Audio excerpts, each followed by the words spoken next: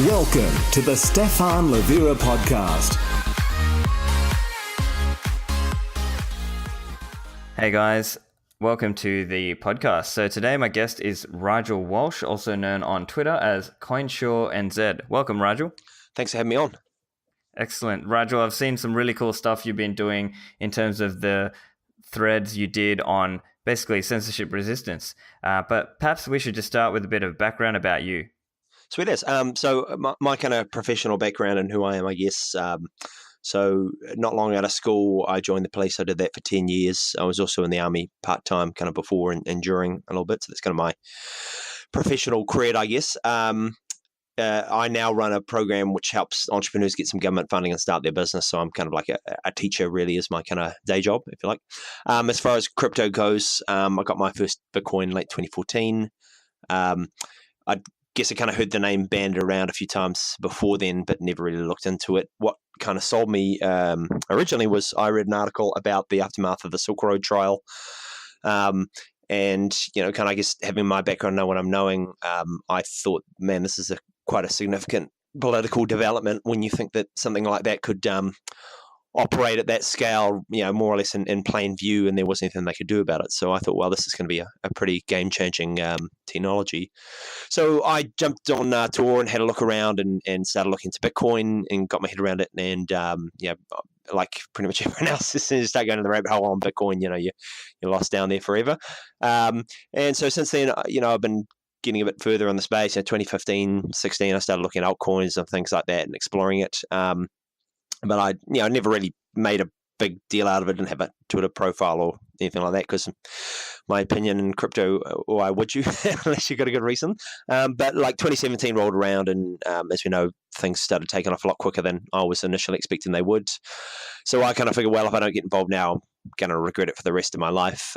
So I initially just started selling hardware wallets just as a way to kind of get in touch and get a bit more of a contact and network going on with people here. Off the back of that, I used some of the money I made last year to travel to quite a few conferences this year. And so really I've just been trying to figure out what the best place for my skills and my abilities are. And this is kind of the natural progression of that, I guess. Well, I'm also trying to very slowly get my skill up in programming and move in that direction. So that's kind of me. Yep. So let's now go into some background on what are these products that you've been fiddling around with. So just tell us a little bit about the GoTenna and the Samourai wallet. Cool. So GoTenna is a mesh network, a radio mesh network device that, in layman's terms, and look, I'm certainly not an expert on some of the subtleties of GoTenna, but more or less, it's a device that lets you communicate with other cell phones. Primarily, that's what it's designed for. When there is no network connectivity, so you could be out in the middle of nowhere or somewhere with no cell network, and you connect your phone to one of these devices via Bluetooth, and it can talk to other devices. As I said, it's like a radio sort of system. So, depending on the logistics and the topography of where you are, they can be, as I kind of found out, it can be 6+ kilometers. It can be kind of shorter in urban distances, but it's more just a way to broadcast short, small messages between phones using this sort of technology. So that's what GoTenna is. They have started working with a Bitcoin wallet called Samourai wallet that I've been a fan of for a little while now. Samourai wallet's run by a couple of guys who are the developers of it. It's got to focus on privacy, anonymity, self-sovereignty, maybe. I mean, they'd be in a better position to me to say exactly what they stand for. But as an outsider, I just thought that their approach and what they offered was much more in line with my personal philosophy on Bitcoin and what it's about than pretty much any other the other ones out there on the market. So yeah, I was a fan of it already. Then I saw they were working together with this GoTenna, and so they've produced this app called TxTenna, which is just a smooth way to use Samourai to create a transaction and then broadcast it through GoTenna to a internet connected device. So in a really simple way, you can use Samourai to generate a Bitcoin transaction. You can then send it via GoTenna if you don't have the internet. As long as the mesh network has someone in there with an internet connection, it will bounce around, find that out point, and get out to the internet. So you can send a Bitcoin transaction without having an internet connection through that method. Fantastic. And now I've seen on your Twitter you did some threads where the really cool thing you did was actually you did what was probably the world record transaction for Bitcoin over the longest distance, 12 kilometers, without any cell network or an internet connection. So maybe you want to talk us through, how did you go through the process of setting that up? Cool. So I saw GoTenna, or the TxTenna thing announced, I think it was June. It was much earlier on in the year. I went out and bought four GoTennas. I didn't actually do my homework enough and thought it was pretty much ready to go, or that you could almost kind of get it going already. So I've had 4 of these units sitting around since June-ish, I think. So as soon as it got released, I was pretty keen and kind of itching to get out there and start using it. So I'd kind of already thought about doing this, and when it got released, I was pretty much ready to go. So what I did was I thought, well, looking into it, these things have if you go by GoTenna standard, they've got a range of around 6.4 kilometers in kind of ideal open conditions. I think that's like a desert environment. And they say it's more like 0.8 in an urban environment. So obviously, unobstructed, clear sort of land or topography was the ideal one. So I thought, well, I'll see if I can find somewhere that provides the best setup for that. Luckily, in Auckland, my hometown, there's quite a few kind of I think they used to be extinct volcanoes, kind of large hills really in the area. So I mapped out a way where I could, as close to that 6.4 as possible, bounce through a few of those and just see if I could get it going. Initially, since I got 4 units, I was going to try and see if I could get 19.2 kilometers, which is, I think, 6.4 times 3. So I mapped that out and enlisted the help of my lovely patient girlfriend to give me a hand with this. So what I did was mapped it out, and then we went and I more or less left her sitting on the top of one of the hills there with her phone and the app running and a GoTenna.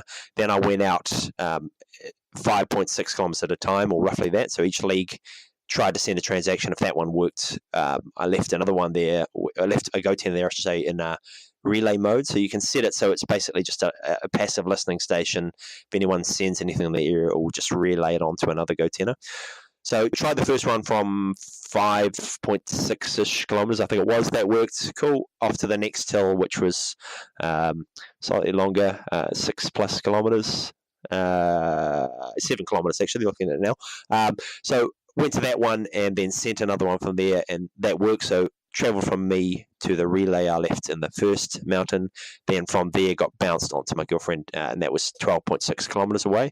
So that was pretty cool, pretty impressive. I then went on to another one, which was really it's up a massive hill, and it's about 7.15 kilometers away. Tried that, and unfortunately that didn't go through. It sounds like it could have been an app issue there, but obviously I'm pushing it a little bit beyond what they say they can do anyway at that stage. So that was kind of how I walked through that one there. Just on that note, look, if you go on the GoTenna site, some people have pulled off some amazing distances, like I think 30+ miles. Some of them do things like skydiving, so they got pretty good line of sight and all that, but it's quite possible that you can get a lot further than what I've done. So, yeah. Right, yeah. And so what other limitations did you run into? Was it mostly just a distance thing, or what? So for that one, where I was just trying out primarily the distance, it's a little fiddly at the stage. Not terrible. I mean, the UX is definitely all right, but just a little annoying with a few things about trying to cop around transactions. The other one that's the big problem is, not really a problem, but the setup that I had. So I just had one UTXO that I'm trading these transactions out of.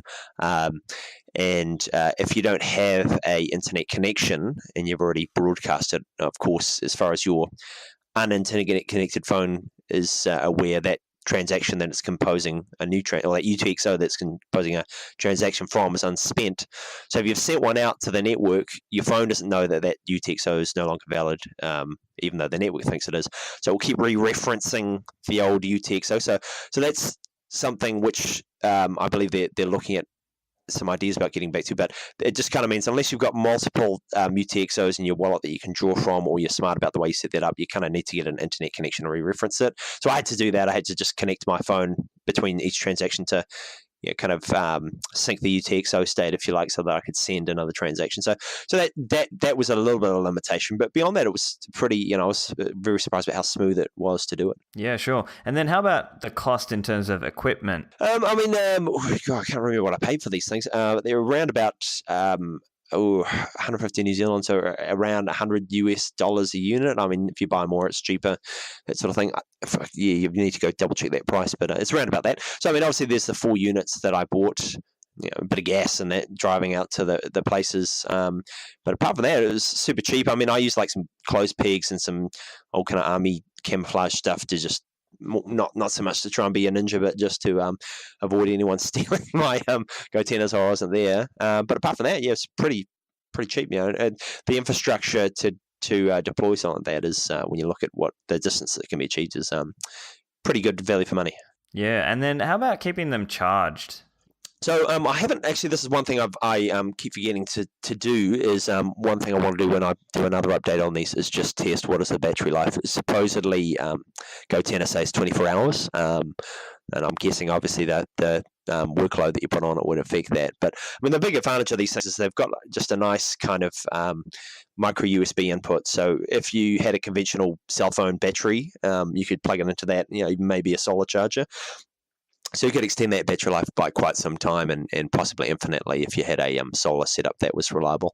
Yeah, fantastic. And now I think you were also working with the GoTenna and Samourai support teams just on that. Do you want to elaborate a little on that? Yeah, sure. So I head up, I think TDev or not Samourai Wallet, the other anonymous Samourai developer on the team there about a few things. I think he actually hit me up when I said I was originally I was going to try and do this while I was overseas with the Blockstream satellite, because as you might be aware, down here we can't get that at the moment.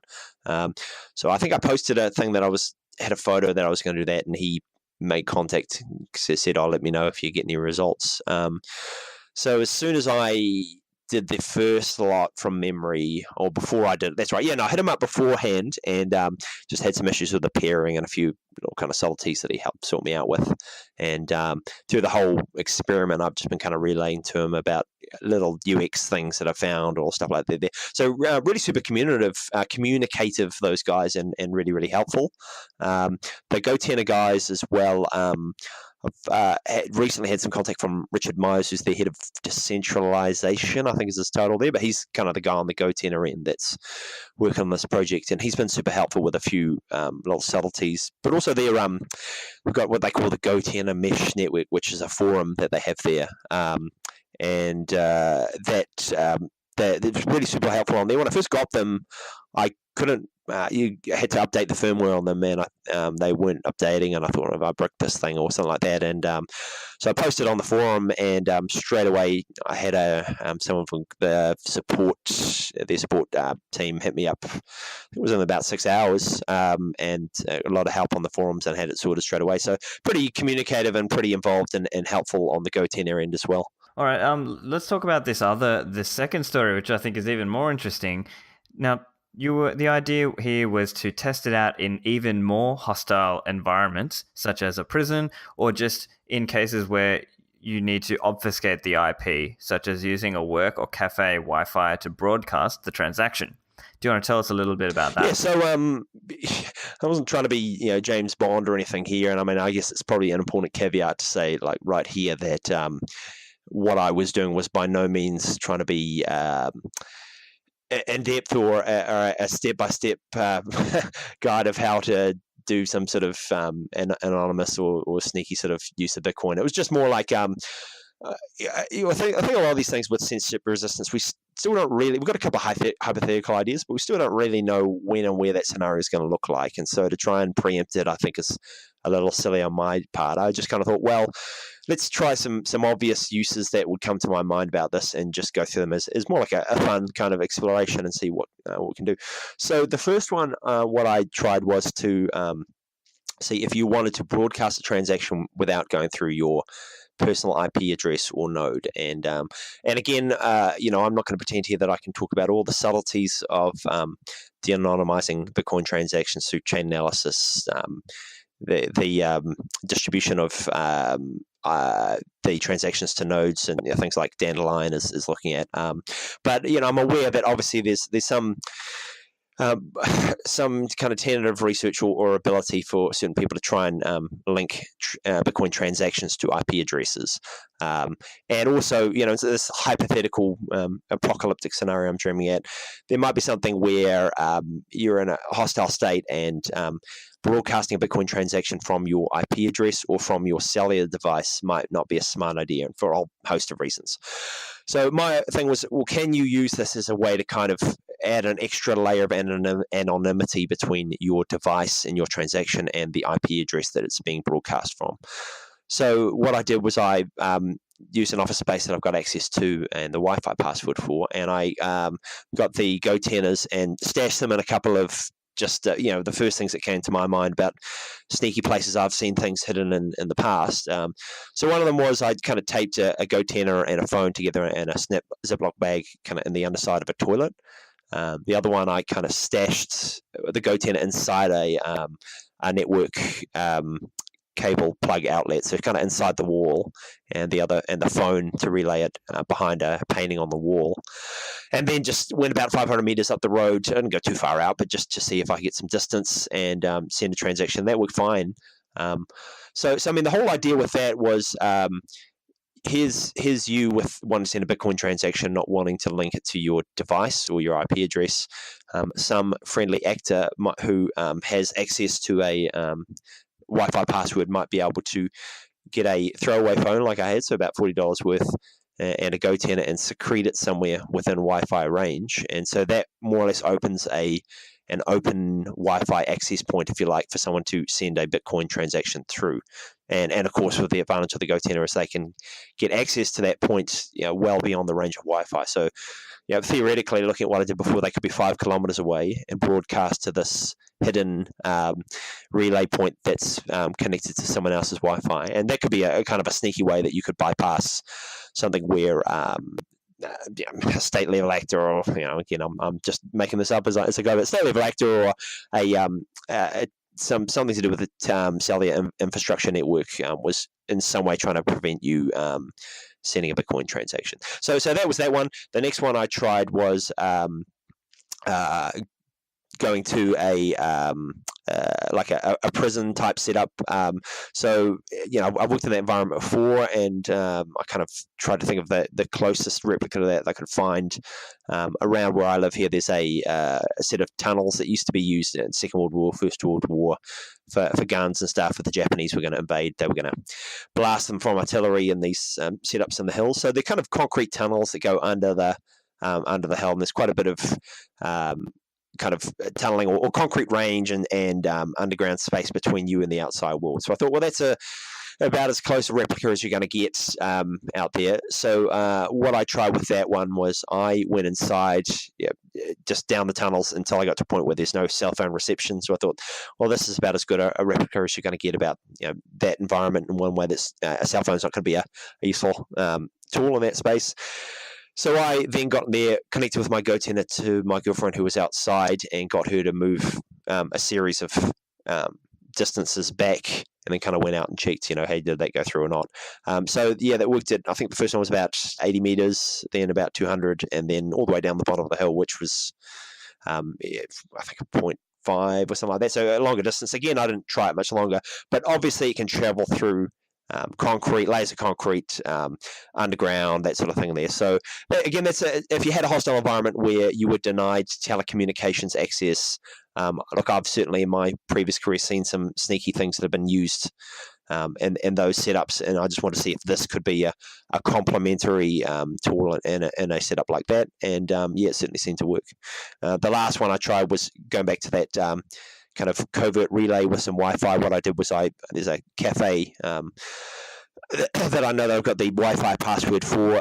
So what I did was I did something slightly more discreet than the original one in the office block, where I kind of hid it in a sock with a Ziploc bag and chucked it in a bush within Wi-Fi range of that cafe, and then went up the road and tried using that as a relay point. Had some issues when it was ground level, didn't seem to travel very well, like not over 200 meters there, but when I went put it up in a tree, tried it again, it worked fine. So again, just playing around really, and I'm not pretending this is some step-by-step guide to do something sneaky or whatever, but it's just more trying to get the conversation going and show what was possible with this, and it was quite surprising how successful it was.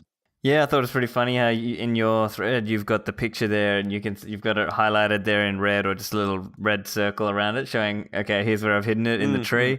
Yeah, I mean, it was pretty covert. It was more, again, not trying to say that this is the way you hide stuff, guys, or anything, but just that you could have something which was pretty invisible to the eye that would be doing the job on standby. It was pretty cool. All right, and with the tunnel example or the concrete, how much of a limitation on the range did you find? Well, it didn't seem to have much at all. Just going back to my thing here, just so I can refresh myself on how long that actually was. So the longest one I did was 200 meters, and I didn't have any issues with that. So, I mean, who knows? It's a time thing of doing this both times. It's taking me about 5 or 6 hours to do. So I've got to, especially when I'm getting help from someone else, you've got to be kind of conscious of their time. So I don't want to try this out again and again and again. But this was, if you look at the photos, it was a good distance, and well through all the interference by that stage. So, look, I'd say I got 200 meters, but I'd say that you could easily have got a kilometer. In that environment there, and one of the big tests I want to find with that first example where I was in at Mountain was okay, so they can say that if you got a clear line of sight and some good elevation, it works well, but what about interference from urban environments? I've got no idea exactly about what level that would be, but I just want to see if having houses around would reduce the range, and it clearly didn't seem to. So that's that example there could have gone for a lot longer from what I can see, and if it's a real issue, it wouldn't be too hard to what I just talked about, secrete one on relay mode somewhere around 200 meters away and then step it out. So, yeah. Do you have any ideas on future experiments that you would want to do in censorship resistance? Yeah, I mean, I actually got a message from Nick Szabo, which was pretty cool, following the post that I made about it. I'd actually seen this mentioned, but I didn't think it was going to be applicable. But he and his, I believe it's his wife, Elaine, they're working on a thing with high-frequency radio. So a very similar idea to the GoTenna thing, but obviously in a much longer range. I'm just trying to get my head around high-frequency now, but you can do some pretty impressive distances with that. So I want to do a few more things with GoTenna. I want to try it like drones and a couple of other ideas about getting it elevated and some and a little bit of stuff that's a little bit more rigorous about establishing some distances and trying to get some sort of credible data about where this works. Get some homework down, some numbers and stuff for people. But certainly the next thing I want to try and work on is that actually. Looking at some pretty impressive distances. When you come from New Zealand, obviously one thing that's in the back of your mind is our internet comes through a couple of cables from overseas, and if they were cut or something happened with that, we would be in an interesting situation as far as the internet and Bitcoin goes. So this is a way where potentially you could send it quite some significant distances overseas, and so that's the next thing I want to look at is trying to work with HF radio and building on. Oh, fantastic.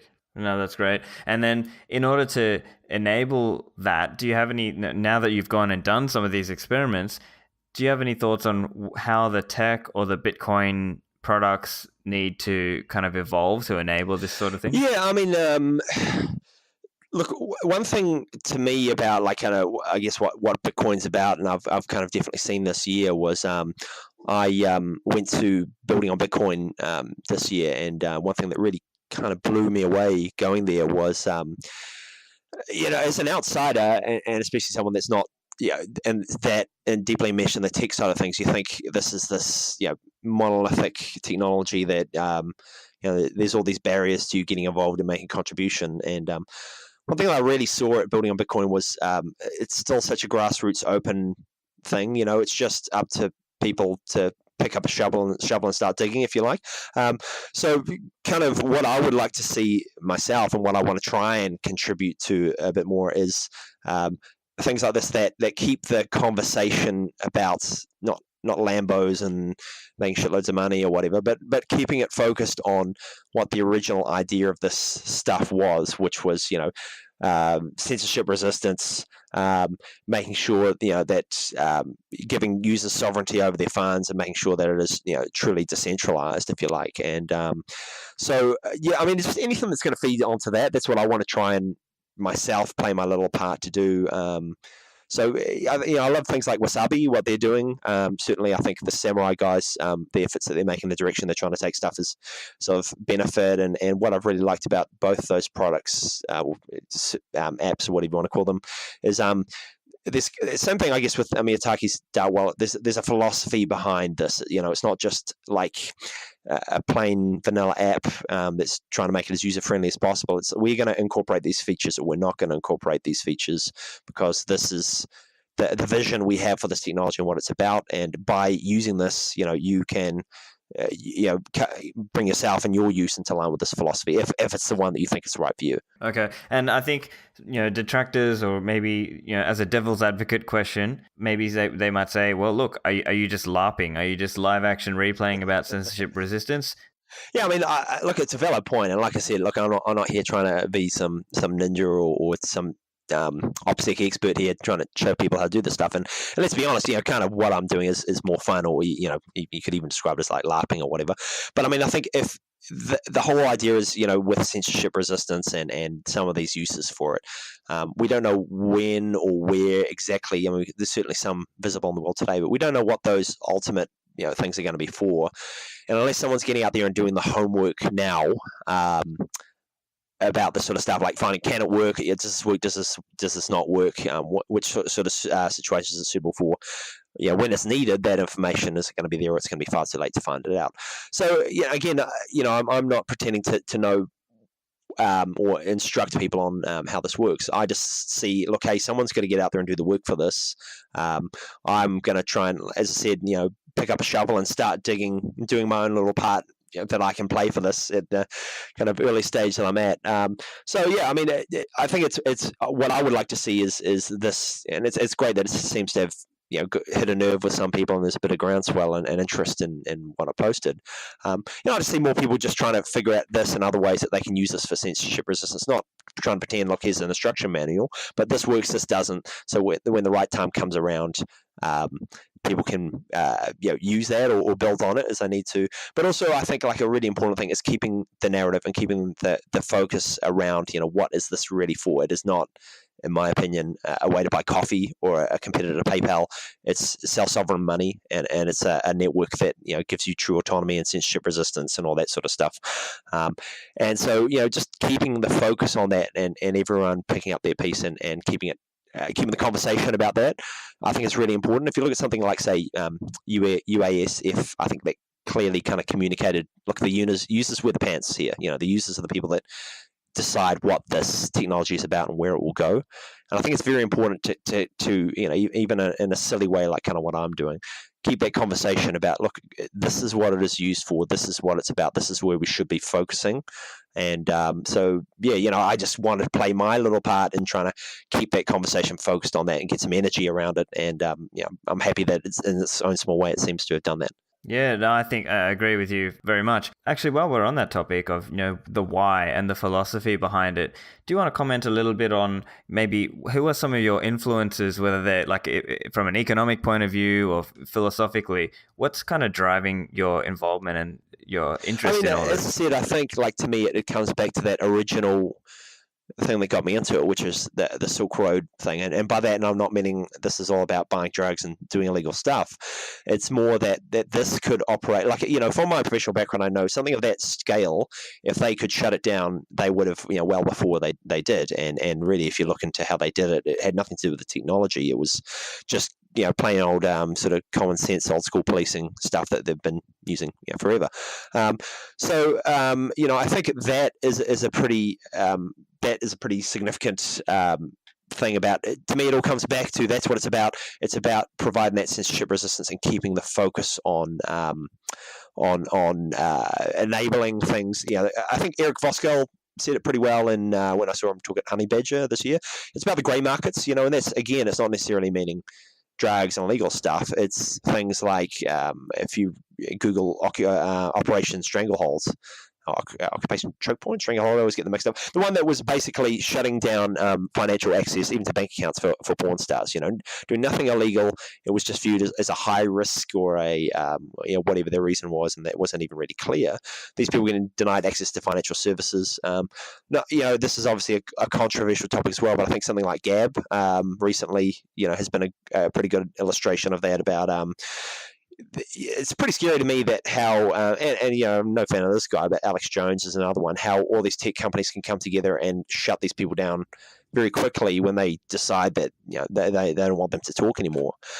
And so that's something that I think everyone should be, it's really a lot more the conversation, the focus of Bitcoin should be, because that's its killer app, not making us tons of money on Lambos. It's enabling those sort of things there. So to me, that's the why of Bitcoin. That's what I think is really interesting about it. As I said, I've certainly over the past explored plenty of other cryptos and things like that, as you do.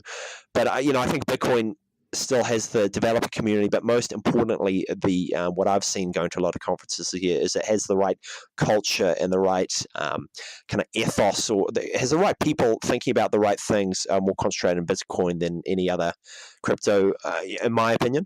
I think that's a very important part about it as well. Is this is the big one, Bitcoin. This is what the conversation needs to be about, because if it is just taken another direction, or the narrative goes another way, this is going to evolve into just a shitty version of PayPal rather than something that could really fundamentally change the world. And I think that those sort of things I'm talking about are ones. So to me, it's been people like Amir Taki, Cody Wilson, certainly.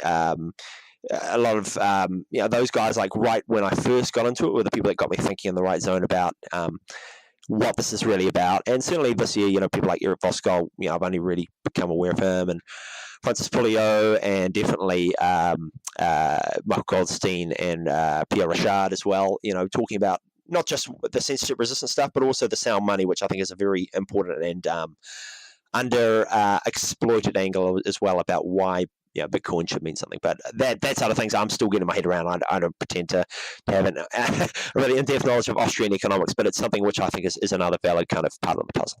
Yeah, sure. Have you read any Austrian books, just out of curiosity? Just making my way through. I've read What Is Government Done With Gun to Our Money by Rothbard. I'm making my way through some of Guido Husman's Ethics of Money Production right now, and I've read quite a few articles on the Mises Institute. But I think that the big problem nowadays is just too much time, too much to read. Sorry, too little time, too much to read. And my 5 cents is, look, I think the most important thing to know in this space is the programming. This is obviously a point of contention, but I think that's as close to a tangible thing that you can hold and measure and value in the space is your knowledge of code and your ability to utilize it, to really manifest your will, if you like. So I'm trying to focus my energy there as much as possible, and I've got a very large amount in front of me, but that's kind of, I'm trying to make my way through as much Austrian stuff as possible. But to me, Python, mastering how to program is the most important thing that you should do at this stage. Okay, and then how about any advice for listeners who want to go and do their own experiments with GoTenna and Samourai Wallet? Yeah, I mean, look, I definitely hope people do it. I don't want to be like the GoTenna guy who's the only person in the world doing it or whatever. They're pretty easy to get. It's pretty fun. People obviously seem to care, so it's not like you're going to post it and no one's going to care about the 5 hours you spent. People seem to pretty engaged about it. There's a lot of cool creative stuff you can do with this if you put your mind to it, and I've only really just started doing that, but there's some amazing things you can do with that. The other thing I'd say is look, don't be afraid to hit up the GoTenna guys or the Samourai Wallet guys if you are doing that and need some help. They've been super helpful for me. I know they're working on a couple of ideas about how they could address some of the UX and just general overarching limitations that this technology has, or this setup has. So I think the more people that are getting out there testing it and giving them some feedback, I know they've certainly said that they're quite appreciative about some of the difficulties or ideas that I found through using it. So I think the more people that get out there and use it, the better. But most importantly, this is a mesh network, so these things have got to be plugged on and sitting around for this thing to have its power. If you had enough people within a certain square kilometerage of a urban city, this thing has the real ability to travel tens or hundreds of kilometers or whatever. But if you're the only person in town using it, it's not going to be that useful. So the more people that get it, and are familiar with it and try and use it, I think the better off we're going to be. Maybe there's competing products, maybe there's other things there, but this is a company which has taken an active interest in Bitcoin that wants to help this thing happen, and I think it's pretty. It would be a worthwhile endeavor to try and return that interest by building on it and trying to see what else we can come up with it. Yeah, I think it's a really interesting story, and I think people are motivated by stories. So it's a good way. It's a good thing you've done to put these into a thread and kind of build a narrative around it. Yeah, thanks. I mean, that's exactly what I was thinking was, like I said, I think stories are very important. I think it's something that's very underutilized, unrecognized in this space about just how important the meaning and the message behind some of these things is. It's not just the technology. And that's what I was hoping to do. So really great to hear that you think that. Thank you. Yeah, excellent. All right. Well, look, how can people follow you? If probably the best way to get me is just on Twitter, CoinsureNZ at Twitter. I mean, I guess you're going to have the link to that in here. That will be that's probably the best way to get me. Hopefully I'm going to put this all together in a Medium post, and maybe that's going to be something in the future. But I want to get some quality content and something that's worth composing a post out of first. So that might take a couple of months. One thing I would like to just take the opportunity to mention while I got you here, if I can. So this HF thing, radio thing I was talking about doing, I think, Nick Szabo said he was working on it again in February, and I'm going to try and learn as much as I can between now and then. But what I would really like, if there's anyone out there listening to this on the east coast of Australia, Sydney would probably be ideal, but anywhere on the east coast, I would really like to work towards sending a Bitcoin transaction Trans-Tasman. So that's about 2,200 kilometers, which is possible through HF radio. So obviously that's pretty hard to organize if it's just you and yourself and your friends over here. If there's anyone that's listening that's interested on the east coast of Australia that would like to help out as being the other end of that in whatever way possible, that would be really appreciated. So if there's anyone that fits that thing, could you please give me a DM over Twitter? I'd really like that. Oh, that'd be fantastic. Yeah, let's definitely hope some listeners out there are keen to get involved with that. All right. Well, I think that's pretty much going to do it for this episode. So thanks very much for coming on, Rigel. No, thanks. Thank you so much for having me on, man. It's been a real pleasure, and I really appreciate it. I hope you found some of Rigel's stories interesting like I did. Maybe some of you will be inspired to go out and try your own experiments with GoTenna and Samourai, or TxTenna, which is the product. I will list some relevant links to Rigel's thread, the TxTenna site, and Richard's talk on TxTenna, which was called Decentralized Last Mile Communication Using Mobile Mesh Networks. Lastly, if you enjoy my podcast, you can support me on patreon.com/Stefan Livera. You can follow me on Twitter @Stefan Livera. Give me a message with any questions, comments, or suggestions you have. Also, rate, review, subscribe. I got a 5-star review from a pseudonym Yoshi Nakamoto from Uganda, which was excellent. Thanks for listening, guys, and speak next time.